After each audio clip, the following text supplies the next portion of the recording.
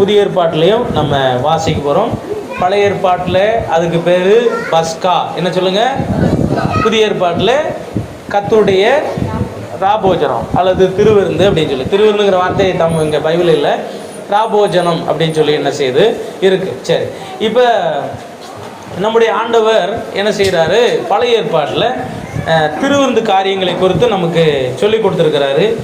எதற்காக திருவிருந்து எடுக்கணும், எதற்காக இந்த பஸ்காவை கொண்டாடணும் அப்படிங்கிறது பழைய ஏற்பாட்டிலிருந்து புதிய ஏற்பாட்டு வரைக்கும் நிறைய காரியங்களை நம்ம தெரிந்து கொள்ள போகிறோம். இன்றைக்கி புதிய ஏற்பாட்டில் திருவிருந்து சொல்கிறோம், பழைய ஏற்பாட்டில் பஸ்காவை மக்கள் என்ன செய்தாங்க? கொண்டாடினாங்க. ஏன் பஸ்காவை கொண்டாடினாங்க அப்படின்னு சொன்னால், ஆண்டவர் கொண்டாட சொன்னார். என்ன செஞ்சார்? கொண்டாட சொன்னார். இஸ்ரவேலர்களுக்கு முதல் மாதம் ஆபீப் அப்படிங்கிறதான ஒரு முதல் மாதமாய் சொல்லப்பட்டது. அந்த ஆபீப் மாதம் 14ஆம் தேதியில் நீங்கள் என்ன செய்யணும்? கிளம்பணும். அதுதான் உங்களுக்கு பிரதான மாதம். அதில் 14ஆம் தேதி சாயங்காலத்தில் ஆரம்பித்து 15ஆம் தேதி என்ன செய்யணும்? முடிக்கணும். இது திருவிருந்து. இது பழைய ஏற்பாட்டு பஸ்கா. சரியா? நம்ம பஸ்காவை குறித்து நம்ம ஒரு சில மேலோட்டமாக சில வசனங்கள் வாசிக்கலாமா? யாத்திராகமம் 12ஆம் அதிகாரம் 11ஆவது வசனம். அதை புசிக்க வேண்டிய விதமாவது, நீங்கள் உங்கள் அறைகளில் கச்சைகளை கட்டிக்கொண்டும் உங்கள் கால்களில் பாதரட்சை தொட்டுக்கொண்டும் உங்கள் கையில் தடி பிடித்துக் கொண்டும் அதை தீவிரமாய் புசிக்க கடவீர்கள். அது கர்த்தருடைய பஸ்கா. அது என்னதான்? கர்த்தருடைய பஸ்கா. அல்லேலூயா. அது கர்த்தருடைய பஸ்கா. ஏன் கொண்டாட வேண்டும்? பஸ்காவை ஏன் கொண்டாடினாங்க? ஏன் கொண்டாட வேண்டும்னா, முதலாவது அவர்கள் எகிப்து நாட்டில் அடிமையாக இருந்தாங்க. அடிமையாக இருந்து விடுதலை அடைந்ததை கொண்டாடுகிறதுக்கு பேர் தான் என்னது? பஸ்கா. அல்லேலூயா. புதிய ஏற்பாட்டில் ஏசப்பா நம்மை பாவத்திலும் சாத்தானுடைய பிடியிலிருந்து நம்மளை விடுதலை ஆக்கியிருக்கிறார். அந்த விடுதலை ஆக்கிறதுக்கு அடையாளமாக ஏசப்பா திருவிருந்தை நமக்கு என்ன செஞ்சிருக்கிறார்? கொடுத்து விட்டு போயிருக்கிறார். இந்த பழைய ஏற்பாட்டில் பஸ்காவை குறித்து, அந்த பஸ்காவை ஏன் கொண்டாடினாங்க அப்படிங்கிறது குறித்தும், எகிப்தை குறித்தும் சில விஷயங்களை நம்ம வாசிப்போம். நிறைய பிரசங்கத்தில் அது வந்திருக்கும், நம்ம மறுபடியும் ஞாபகப்படுத்தும். சரியா? முதல் காரியம், மீட்கப்பட்டார்கள். என்ன செஞ்சாங்க? எதற்காக பஸ்காவை கொண்டாடினாங்க? முதலாவது அவர்கள் மீட்கப்பட்டார்கள். ரெண்டாவது விடுவிக்கப்பட்டார்கள். ரெண்டாவது என்ன செய்யாங்க? விடுவிக்கப்பட்டாங்க. மூன்றாவது அவர்கள் காப்பாற்றப்பட்டார்கள். அல்லேலூயா. இந்த மூன்று காரியம் அவர்களுக்கு நடந்தது நிமித்தமாய் அவர்கள் பஸ்காவை கொண்டாடினாங்க. முதலாவது மீட்கப்பட்டார்கள், ரெண்டாவது விடுவிக்கப்பட்டாங்க, மூணாவது காப்பாற்றப்பட்டாங்க. இந்த மூன்று நன்மைகள் அவர்களுக்கு கிடைச்சது. ஒரு நாளிலே இஸ்ரவேல் ஜனங்கள் எகிப்துக்கு கடந்து போனாங்க. அந்த வரலாறு உங்களுக்கு. அந்த எகிப்தில் இருக்கும்போது தான் அவர்களை அடிமைப்படுத்தி ரொம்ப ரொம்ப கொடுமைப்படுத்தினாங்க. அப்போ அந்த கொடுமையிலிருந்து ஆண்டவர் என்ன செய்தார்? விடுவித்தார், மீட்டு கொண்டார், விடுதலையாக்கினார். அடுத்து என்ன செஞ்சாரா? காப்பாற்றப்பட்டார்கள். அல்லேலூயா. வாசிங்க எகிப்து யாத்திராமம் எடுத்துக்கோங்க. 1ஆம் அதிகாரம் 3ஆம் வசனம். யாத்திராமம் 1ஆம் அதிகாரம். சரி, 2ஆம் அதிகாரம் 3ஆம் வசனம். 1ஆம் அதிகாரம் 13ஆம் வசனம். 1:13. 2:23. சில காலம் சென்ற பின்பு எகிப்தின் ராஜா மரித்தான். இஸ்ரவேல் புத்திரர் அடிமைத்தனத்தினால் தவித்து முறையிட்டு கொண்டிருந்தார்கள். அவர்கள் அடிமைத்தனத்திலிருந்து முறையிடும் சத்தம் தேவ சந்நிதியில் எட்டினது. சரி, அப்புறம் 3ஆம் அதிகாரம் 7ஆம் அதிகாரம் 3ஆம் வசனம். சரி, 3ஆம் அதிகாரம் 7ஆம் வசனம். 3ஆம் அதிகாரம் 7ஆம் வசனம். 3:7.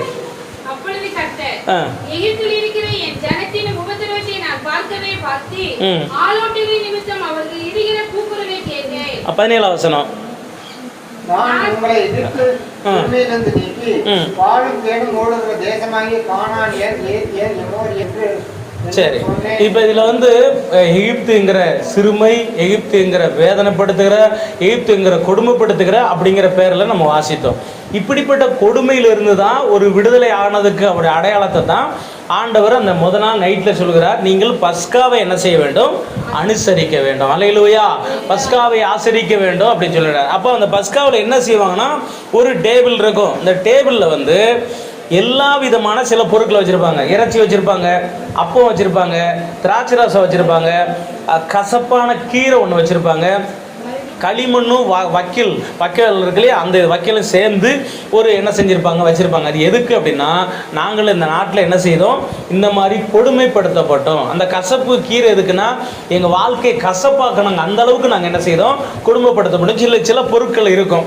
இதை வந்து ஏசப்பா திருவிருந்து எடுக்கும்போது இது எல்லாத்தையும் தள்ளிட்டு அப்பத்தையும் திராட்சை ரசத்தை மட்டும்தான் என்ன செஞ்சார், எடுத்து புதிய ஏற்பாட்டை சொன்னார். ஆமென், அல்லேலூயா. ஆக எகிப்திலிருந்து விடுதலை ஆக்கப்பட்ட ஒரு நாள் தான் பஸ்காங்கிற ஒரு நாள். அதைத்தான் கொண்டாடும்படி ஆண்டவர் சொன்னார். அதுக்கு நிறைய காரியங்கள் இருக்கு பாருங்க, ஒவ்வொன்றா சொல்கிறேன், வாசிங்க. அப்போ பஸ்காவை பற்றி யாத்திராம 12 அதிகாரம் 43 வசனம் வாசிங்க. இப்படி எடுத்துக்கோ, ரெடியாக எடுத்துக்கோ சொல்லு.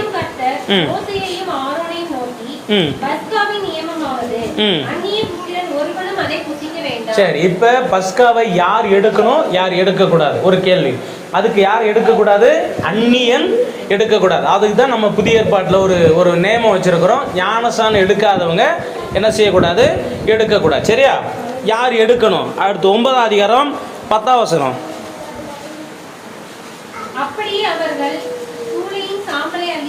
சரி என்னாகுமோ 9:10.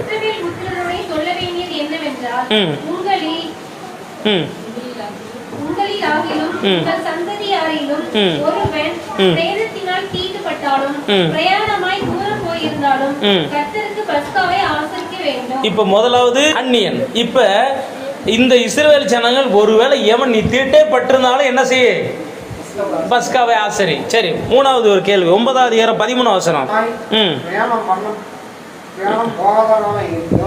பஸ்காவை ஆசரிக்காதே போனால் அந்த ஆத்மா குறித்த காலத்தை கர்த்தரின் பலிபீடத்தில்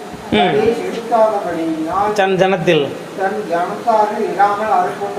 மூணாவது எச்சரிக்கை செய்றார். ஒண்ணு எடுக்க கூடாது, யாரு, அந்நியன். இன்னொருத்தன் எடுக்கணும், நீ தீட்டே பட்டிருந்தாலும் என்ன செய்யணும், எடுக்கணும். மூணாவது சொல்றாரு, அப்படி எதுவுமே தீட்டுப்படலை, எல்லாம் செய்யல, ஆனாலும் என்ன செய்யல, திருவிருந்து எடுக்கல, அந்த ஆத்மாவை ஆண்டவர் தண்டிப்பேன் அப்படி சொல்றாரா. இது வந்து எச்சரிக்கை. நாலாவது என்ன சொல்றாருன்னா, உபாகமத்துக்கு போயிருங்க. உபாகம் 16 அதிகாரம் 3 வசனம்.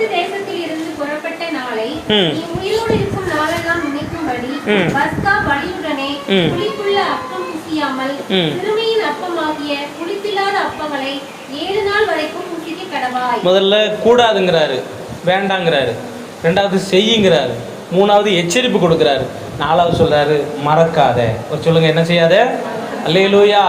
பஸ்காவை என்ன செய்யக்கூடாது, இஸ்ரவேல் மீட்கப்பட்ட நாளை மறக்கக்கூடாது. நம்மளை ஒரு நாள் ஆண்டவர் என்ன செய்தார், மீட்டெடுத்தார். அந்த நாளை நாம் என்ன செய்யக்கூடாது, மறக்கக்கூடாது. ஒருவேளை ரட்சிக்கப்பட்ட நாள் தெரியாவிட்டாலும் ஞானஸ்நானம் எடுத்த நாள் நமக்கு என்ன செய்யணும், தெரியணும். வருஷம் வரும்போது அந்த நாளுக்காக ஆண்டவருக்கு நம்ம நன்றி சொல்லி, ஆண்டவரே இந்த நாளிலே ஞானஸ்நானம் பெற தேவனை எங்களுக்கு இறக்க செய்தீங்க, அதுக்காக உமக்கு கோடானு கோடி நன்றி. இதுதான் அந்த எகிப்தினுடைய பஸ்காவை குறித்த காரியம். புதிய ஏற்பாட்டுக்கு வாங்க. புதிய ஏற்பாட்டில் திருவிருந்து என்பது ஒரு உபதேசம். திருவிருந்து என்பது என்னது சொல்லுங்க, உபதேசம். அப்போஸ்தலர் 2 அதிகாரத்தில் அவர்கள் அந்நியோன்னிய அப்பம் விக்குதல், அந்நியோன்யத்திலும் அப்பம் விக்குதலிலும் அது ஒரு உபதேசமாக என்ன செய்யப்பட்டது. 2:42 20 அதிகாரம் 11 வசனம், 20 அதிகாரம் 7 வசனத்தில் 2லையும் வாரத்தின் முதல் நாளிலே அப்பம் புசிக்கும்படி சீசர்கள் கூடி வந்திருக்கும் போது அப்போஸ்தலனாகிய பவுல் பிரசங்கம் பண்ணாருன்றிருக்கு. அவர்கள் அப்பம் புசித்து விடிய வரைக்கும் சந்தோஷமா இருந்தாங்க அப்படின்னு இந்த 2 வசனங்களிலே சொல்லப்பட்டிருக்கு. ஆமென், அல்லேலூயா. இந்த திருவிருந்தினால வரக்கூடிய நன்மைகள் என்ன அப்படின்னு சொல்லிட்டு ஒவ்வொன்றா வேதத்திலேருந்து வாசிப்போம். நம்ம யோவான் 6 அதிகாரத்துக்கு போகலாமா. 6 அதிகாரத்தில் திருவிருந்தினால வரக்கூடிய நன்மைகள். இந்த நம்ம திருவிருந்து எடுக்கிறோம் இல்லைங்களா, அது எதுக்காக எடுக்கிறோம், ஏன், சரி என்ன சொல்லி இருக்குது. 6:54 நித்திய அவருடைய கடைசி நாளில் எழுப்பு. முதலாவது என்ன, அதுல என்ன இருக்குது? நித்திய ஜீவன். சொல்லுங்க, என்ன இருக்குது? இந்த திராட்சை ரசம் அப்போ நம்ம ஜெபம் பண்ணி ஆண்டவரே எங்களுக்கு மாற்றி கொடுக்கும்போது அது எடுக்கும்போது அதில் என்ன நன்மை நடக்குது? நித்திய ஜீவன். ரெண்டாவது, அந்த திருவிருந்து எடுப்பதனால ரெண்டாவது வரக்கூடிய நன்மை 56ஆம் வசனத்துல, என் மாம்சத்தை புசித்து என் இரத்தத்தை பானம் பண்ணுகிறவன் என்னிலே நிலைத்திருக்கிறான். என்னிலே நிலைத்திருக்கிறான். சொல்லுங்க, முதலாவது என்னது? நித்திய ஜீவன் இருக்கு. ரெண்டாவது என்னது இருக்குது? ஆண்டவர் இடத்துல அவன் ஆண்டவரோடு என்ன செய்யறான்? நிலைத்து நிற்கிறான். மூன்றாவது, அந்த 58, 57, 58 இந்த 2 வசனத்துல சொல்லி இருக்குது பிழைப்பான். வசனம் சொல்லுது, என்ன சொல்லுது? 57 வசனமும் 58 வசனத்துல ஜீவனுள்ள பிதா என்னை அனுப்பினது போலவும் நான் பிதாவினால் பிழைத்திருக்கிறது போலவும் என்னை புசிக்கிறவனும் என்னால என்ன செய்வான்?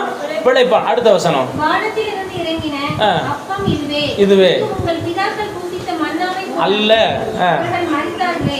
இந்த அப்பத்தை புசிக்கிறவனோ என்றென்றைக்கும் பிழைப்பான். ஒரு அல்லேலூயா சொல்லுவோமா? அல்லேலூயா. இயேசுப்பா சரீரத்தை கொடுத்து என்ன சொல்றாரு? ரத்தத்தை கொடுத்து உனக்கு இதுல இதை சாப்பிட்டேன்னா உனக்கு என்ன இருக்கு? நித்திய ஜீவன் இருக்கு. ரெண்டாவது, நிலைத்து நிற்ப. இதை சாப்பிடுறவன் பிழைச்சு நிற்பான். அல்லேலூயா. பாருங்க, நிலைத்து நிற்கிறான். அடுத்து என்ன செய்யறான்? பிழைத்து இருக்கிறான்.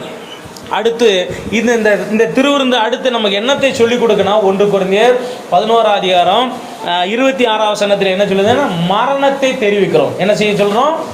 மரணத்தை. ஏசப்பா இப்போ நம்ம திருவிருந்து எடுக்கும்போது ஏசப்பா நம்ம என்ன நினைக்கிறோம்? ஏசப்பா ஒரு நாள் எனக்காக என்ன செய்தார்?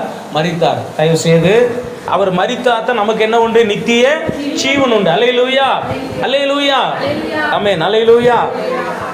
சரி, அப்போ 4 காரியம். 1, திருவிருந்து எடுப்பதனாலே நமக்கு நித்திய ஜீவன் இருக்குது, நிலைத்து நிற்கிறோம், பிழைத்து இருக்கிறோம்.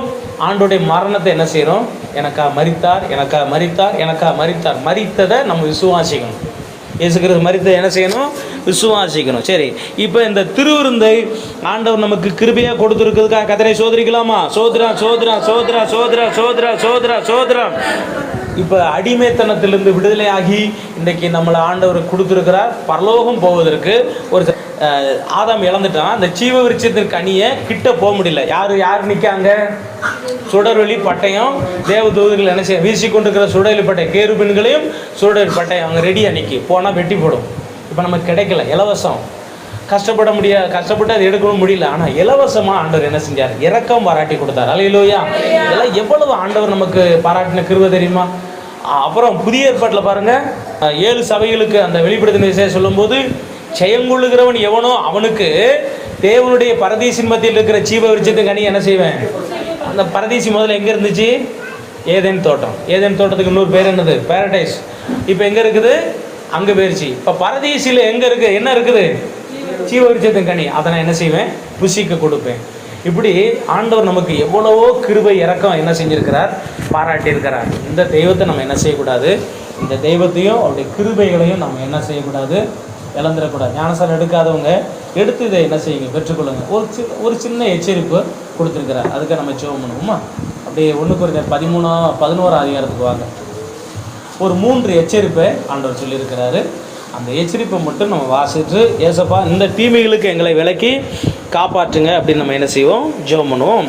11ஆம் அதிகாரம் அந்த 26ஆம் வசனம். ஆகையால் நீங்கள் இந்த அப்பத்தை புசித்து இந்த பாத்திரத்தில் பானம் பண்ணும் போதெல்லாம் கர்த்தர் வருமளவும் அவருடைய மரணத்தை தெரிவிக்கிறீர்கள். அடுத்த 27ஆம் வசனம். இப்படி இருக்க எவன் அபாத்திரமாய் கர்த்தருடைய அப்பத்தை புசித்து அவருடைய பாத்திரத்தில் பானம் பண்ணுகிறானோ அவன் கர்த்தருடைய சரீரத்தையும் இரத்தத்தையும் குறித்து குற்றமுள்ளவனாய் இருப்பான். 29. அபாத்திரமாய் போஜன பானம் பண்ணுகிறவன் கர்த்தருடைய சரீரம் இன்னதென்று நிதானித்து அறியாததினால் தனக்கு ஆக்கினை தீர்ப்பு வரும்படி போஜன பானம் பண்ணுகிறான். சரி, 30ஆம் வசனம். இது நிமித்தம் உங்களில் அநேகர் பலவீனரும் வியாதியுள்ளவர்களுமாய் இருக்கிறார்கள், அநேகர் நித்திரையும் அடைந்திருக்கிறார்கள். சரி, இதில் 4 காரியம் சொல்லியிருக்கு இல்லையா? இந்த 4 காரியத்துக்காக நம்ம ஜெபம் பண்ணுவோம். திருவிருந்தை கட்டாயம் எடுக்கணும். பழைய ஏற்பாட்டில் என்ன சொல்லுதுன்னா, எடுக்க தகுதி இருந்து எடுக்கலைன்னா சாபம், அடி, ஆண்டவர் தண்டிப்பேன் இருக்கிறார். ஒருவேளை நீ தகுதி இல்லாட்டாலும் பரவாயில்ல, என்ன செய்ய? நீ எடு. என்ன செய்யணும்? அதுக்கு காரியத்தை செஞ்சுட்டு எடு. அது அப்படி சொல்லியிருக்காரு பாருங்க. எடுக்காமல் இருந்தாலும் தப்பு, தவறாக எடுத்தாலும் தப்பு. ஆனால் அந்நியனா என்ன செய்யக்கூடாது, இருக்கக்கூடாது. நம்ம எல்லாரும் யாரு? ஆண்டுடைய பிள்ளைங்க. அல்லேலூயா. நம்ம உள்ள வந்துட்டா ரட்சிக்கப்பட்டு ஞானஸ்நானம் போட்டு அபிஷேகம் பெற்றாலும் நம்ம யாரா மாறிதோம்? அவருடைய பிள்ளையா மாறுதோம். அந்நியனா எடுக்கக்கூடாது. சிலர் எடுக்க மாட்டாங்க, அப்படின்னா அப்படி செய்யக்கூடாது. புதிய ஏற்பாட்டில் ஒரு எச்சரிப்பை ஆவியானவர் பவுல் மூலமாக சொல்கிறாரு. இந்த திருவிருந்தை வந்து கொஞ்சம் என்ன செய்யாதீங்கப்பா, அச்சாக்கரையே எடுத்துடாதீங்க. எடுத்தீங்கன்னா 4 தீமை வரும். ஒன்று, குற்றவாளியாக மாறுறாங்க. 2வது ஆக்கினை வருது. 3வது பலவீனம் வருது. வியாதி வருது. மரணம். 5 காரியம் சொல்லுது. சரியா? 5 காரியம் நம்ம இப்படி ஆரம்பிக்கலாம். பலவீனம். முதலாவது பலவீனம் என்னது? முதலாவது பலவீனம், வியாதி, முதலாவது குற்றம், வியாதி, பலவீனம், வியாதி, ஆக்கினை அல்லது மரணம். இந்த 5 காரியம் சொல்லிடு. குற்றவாளி ஆயிடுறாங்க. குற்றவாளியான பிறகு அவங்களுக்கு பலவீனம் வருது. பலவீனம் வந்த பிறகு வியாதி வருது. வியாதி வந்த பிறகு அவங்க தண்டிக்கப்படுறாங்க. தண்டிக்கப்பட்ட பிறகு அவங்களுக்கு என்ன வந்துடுது? மரணம் வந்து. இந்த 5 தீமைக்கும் ஏசப்பா நம்மளை விலக்கி காப்பாற்றிட்டோம். ஆமென். அல்லேலூயா. அல்லேலூயா. மாற்றுவாராக. ஆமென். அல்லேலூயா. நம்மையும் ஆண்டவர் என்ன செய்யட்டும்? அப்படிப்பட்டவங்களாம் மாற்றணும். அதனால் ஏனோ தானோ அப்படின்னு ஒரு திருவிருந்து எடுக்கக்கூடாது. அதுக்கு தான் இந்த வசனம் சொல்லியிருக்கு. இந்த தீமைகள் அழியட்டும். சரியா? நம்ம திருவிருந்து எடுக்கிறதுனால நமக்கு வரக்கூடிய அந்த 5 நன்மைகள், 4 நன்மைகளுக்காக கதரை சோதரிக்கலாமா? ஆண்டவரே சோதரா சோதரா சோதரா சோதரா. நமக்குள்ள நித்திய ஜீவன் வரட்டும். நம்ம தேவனுக்குள்ள என்ன செய்வோம்? நிலைச்சிருப்போம். ஆண்டவர் நம்மளை பிழைக்க செய்வாராக. அது மாத்திரம் இல்லை, நம்ம ஆண்டவருடைய மரணத்தை என்ன செய்கிறோம்? நம்ம நிறைய பேருக்கு வெளிப்படுத்தி கொண்டிருக்கிறோம். அதனால திருவிருந்து ரொம்ப ரொம்ப முக்கியமான ஒன்று கிறிஸ்தவத்தில். தொடர்ந்து ஆண்டவர் ஆசீர்வதிப்பாராக. நம்ம ஜெபிக்கலாம். ஆண்டவரே, உம்முடைய கரத்திலே கடந்து வருகிறோம். ஏசப்பா, உமக்கு நன்றி செலுத்துகிறோம், நன்றி செலுத்துகிறோம், நன்றி செலுத்துகிறோம். ஏசப்பா, தேவசமுத்திர ஜெபம் பண்ணுமா? ஏசப்பா, இந்த திருவிருந்து எடுக்க போகிறோம். எங்களை என்ன செய்யுங்க? ஒப்பு கொடுக்குறோம். எங்களை தகுதி பரிசுத்தம் ஆயத்தப்படும். ஒரு சின்ன ஜெபம் தான். ஆண்டவர் நம்மளை என்ன செய்வார்? மன்னிப்பார். அந்த சோதர கெட்டகுமார உள்ளே போன உடனே, இந்த ஆயுதக்காரன் உள்ளே போன உடனே ஆண்டவரே மன்னிங்கன்னு சொன்னோம், மன்னிச்சிட்டார்ல. அது மாதிரி நம்மளை கர்த்தர் மன்னிக்கட்டும். பழைய ஏற்பாட்டில் மீட்கப்பட்டதுக்கு அடையாளமாய் பஸ்காவை கொண்டாட வேண்டும். கொண்டாடாதவன் சனத்தில் இராதபடி அர்ப்பண்டு போவான். புதிய ஏற்பாட்டுக்கு வரும்போது இயேசு கிறிஸ்துவினுடைய மரணத்தை தெரிவிக்கக்கூடிய அந்த திருவிருந்தை எடுத்து நித்திய ஜீவனை அதற்குள்ளே